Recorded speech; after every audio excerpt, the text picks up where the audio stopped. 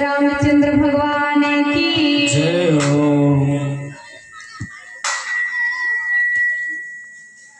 প্রভু শ্রী রামচন্দ্র বসে রয়েছেন আর এদিকে শ্রী ভরত ভগবান শ্রী রামচন্দ্রের বিরহ দুঃখে তিনি এলেন, মনে মনে চিন্তা করছেন যে আমি তো অধম, তাই প্রভু আমাকে ছেড়ে চলে বনের মধ্যে এসেছিলেন। এই যে দুঃখ তিনি মনের মধ্যে ছিল, আমার কারণে প্রভু শ্রী রামচন্দ্রের বনবাস হয়েছে, আমি অধম।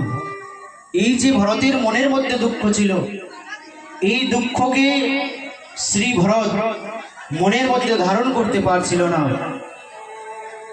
এদিকে ভগবান শ্রী রামচন্দ্র বসে রয়েছেন আর শ্রী ভরত এসে দণ্ডবত প্রণাম করলেন। দণ্ডবত প্রণাম মানে হচ্ছে লাঠির মতন সিধা সিধা পড়ে রয়েছেন ভগবানের কাছে। ভগবান শ্রী ভরতকে দেখেননি। এই যে দণ্ডবত প্রণাম সর্বশ্রেষ্ঠ প্রণাম বলা হয়েছে। এই দণ্ডবত প্রণাম মাতা পিতা গুরুদেবের চরণে যদি করা হয় তাহলে অনেক পুণ্য এবং ফল হয়। প্রভু শ্রীরাম ভ্রাতা, তিনি দাদা, দাদাকে পিতার স্থান দেওয়া হয়।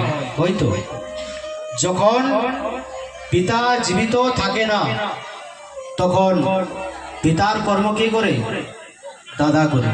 করে তো যখন বিবাহ ঘর হয়, পিতা জীবিত থাকে না, সেই সময় পিতার অধিকার শুধুমাত্র ভ্রাতার থাকে, দাদার থাকে। থাকে তো সেই জন্য দাদাকে পিতাও বলা হয়, তার অধিকার থাকে।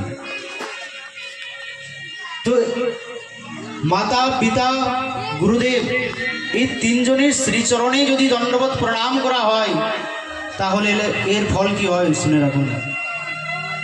এই যে আমরা সকাল থেকে সন্ধ্যা পর্যন্ত এই যে পাপ হচ্ছে, আমাদের মন থেকে পাপ হচ্ছে।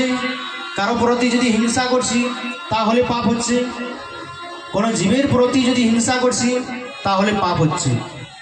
এই যে যত রকমের পাপ রয়েছে, জীব হত্যা পাপ রয়েছে, সমস্ত তো পাপ রয়েছে। তো মাতা পিতা গুরুদেবের চরণে যদি দণ্ডবত প্রণাম করা হয় তাহলে, আর মাতা পিতা গুরুদেব যদি এক মন দিয়ে যদি আশীর্বাদ প্রদান করে তাহলে সমস্ত পাপ নষ্ট হয়ে যায়। যেমন মনে করুন আপনার সমস্ত পাপ কোথায় থাকে? মস্তকের উপরে, মাথার উপর থাকে তো। আর এই মাথা যখন মাতা পিতার শ্রীচরণে যখন পড়বে সমস্ত পাপ নষ্ট হয়ে যায়। মনে করুন আপনার মস্তকের মধ্যে, মাথার মধ্যে যদি একটা কোনো ফল রয়েছে আর আপনি যখনই মাথাটা নিচু দিকে করবেন তো ফলটা পড়বে নিশ্চয়ই।